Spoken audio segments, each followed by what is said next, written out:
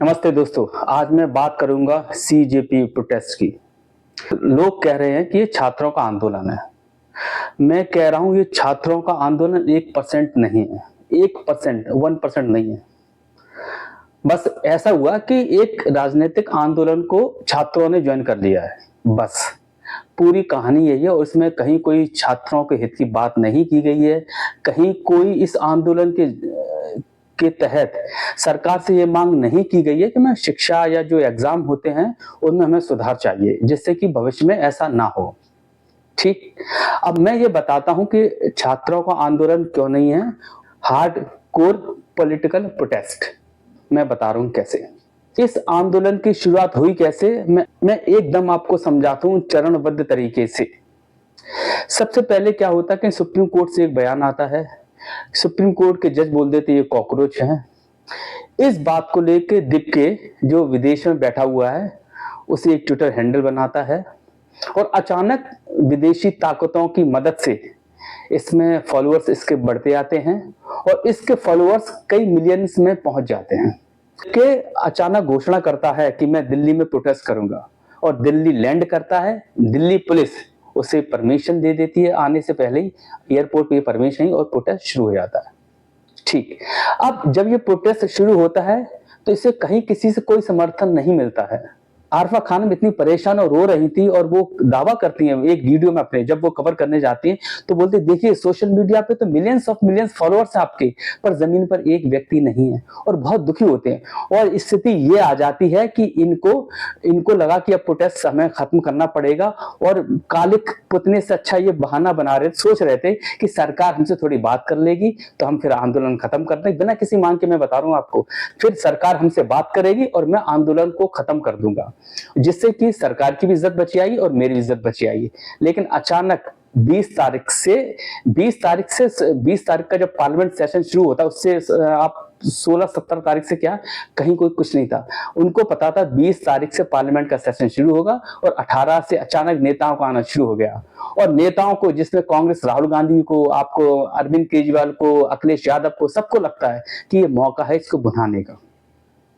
अब और लोगों का आना शुरू हो गया। फिर वहां से इनको पॉलिटिकल सपोर्ट मिलना शुरू हो जाता है।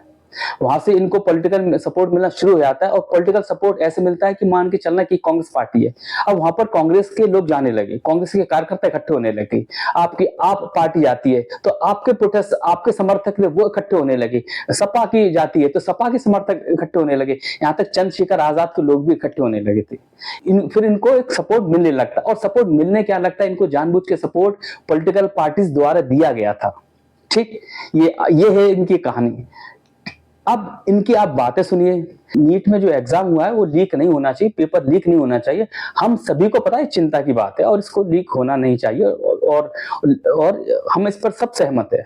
ठीक। इसमें कहीं कोई ऐसी डाइकॉटमी नहीं है कि हमें लग रहा नहीं ठीक है हो जाए, क्या फर्क पड़ता है। कोई भी नहीं चाहेगा कि इसका एग्जाम पेपर लीक हो। लेकिन सरकार ने पूरी कोशिश की। आपने देखा होगा कि एयरफोर्स का जहाज गया था पेपर को लेके, फिर किसी ना किसी तरह से पेपर को बहुत फेयरली कंडक्ट कराया गया। उसके बाद रिजल्ट आ गया और लोगों छात्रों ने बहुत सेलिब्रेट भी किया, चलो हम लोग पास हो गए और ये चीज निकल गई।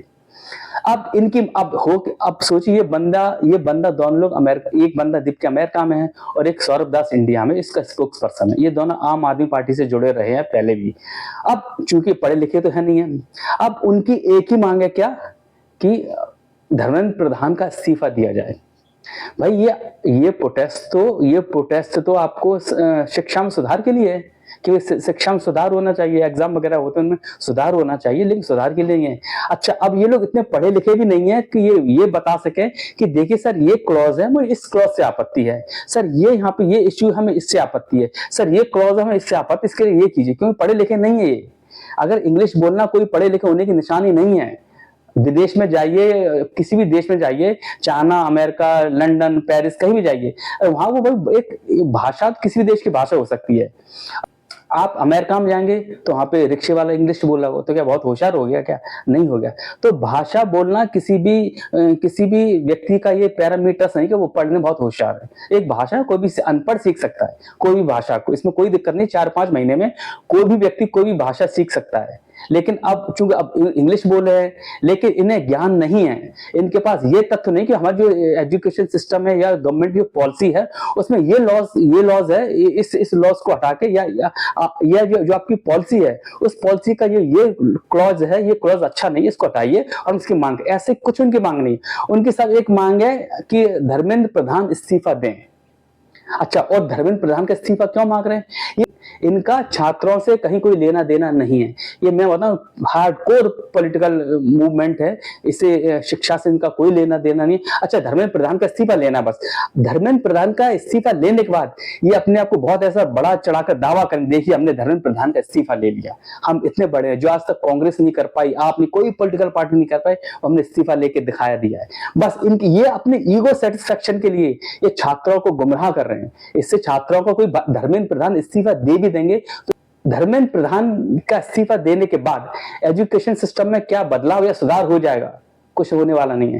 वो गाइडलाइन तो सरकार ही बनाएगी, और सरकार पहले ही बना सकती है, अभी बनाएगी। लेकिन सरकार जैसे कि आप रेप, हत्या, मर्डर, 10 तरह के कानून हैं, क्या हत्याएं रुक गई? नहीं। तो ये बेसिकली जो लीकेज का मामला है, एग्जाम में जो लीक होते हैं उसमें लीक करने वाला किसी का बाप है, किसी की माँ है, और बेसिकली कोई अथॉरिटी तो होगी जिसको कंडक्ट कराती होगी, तो लीक करने वाला कोई व्यक्ति तो है। तो जब तक सामाजिक चेतना नहीं आएगी, जब तक उनके घर वाले ये नहीं बोलेंगे नहीं पापा मम्मी आप इस तरह के, आपको पेपर को लीक नहीं करना, ये गलत है। और मेरे ख्याल से सरकार को इसमें एक काम और करना चाहिए, जब भी ये कानून बनाए तो उसमें ये क्लॉज जरूर डाला जाए कि जिस व्यक्ति ने पेपर लीक किया है उसके पूरे परिवार का फोटो डाला जाए कि देखिए ये जो शख्स हैं इन पर आरोप है, और ये इनकी माँ है, ये इनका पत्नी है, ये इनका बेटा, ये इनकी बेटी है, इस शख्स ने पेपर लीक किया है, जिससे कि उसका सामाजिक तौर पर बहिष्कार किया जा सके और वो इतना शर्मिंदा हो कि अपने समाज में रहने के लायक नहीं बचेगा। जब तक आप ये चीज भी नहीं करेंगे तब तक सिर्फ कानून काफी नहीं है। लेकिन इन आंदोलन की ऐसी कोई मांग नहीं है, और ना कोई पॉलिसी में बदलाव लाना चाह रहे। उनकी सब एक ही कंडीशन है कि बस आप बताइए इनको, जिन बच्चों ने सुसाइड की है उनको 1 करोड़ दे दिया है, ठीक है सरकार ने दे दिया। धर्मेंद्र प्रधान को हटा दिया, ठीक है हटा दिया। अब क्या, अगर थोड़ी देर के लिए सरकार को कानून नहीं लेकर आती है और इनकी मांगे, सोचिए क्या इससे क्या बदलाव होने वाला। छात्र, मैं आप सभी लोगों से पूछना चाहता हूं, इनकेस कल्पना कीजिए कि सरकार कोई कानून लेकर नहीं आ रही है और सीधा कहते इस्तीफा चाहिए, धर्मेंद्र प्रधान का हमने इस्तीफा दे दिया, पैसे हमने बच्चों को पैसे दिए, अब क्या? तो अब क्या इससे सुधार हो गया एजुकेशन सिस्टम में? नहीं हुआ। तो दोस्तों आप ये समझिए, ये जो मूवमेंट है, जो प्रोटेस्ट है, हार्डकोर पूरी तरह से विजित तौर पे ये एक राजनीतिक आंदोलन है, राजनीतिक एजेंडा है, इसमें कहीं किसी का कोई लेना देना नहीं है। बस मैं यही बोलना चाहूंगा। नमस्कार।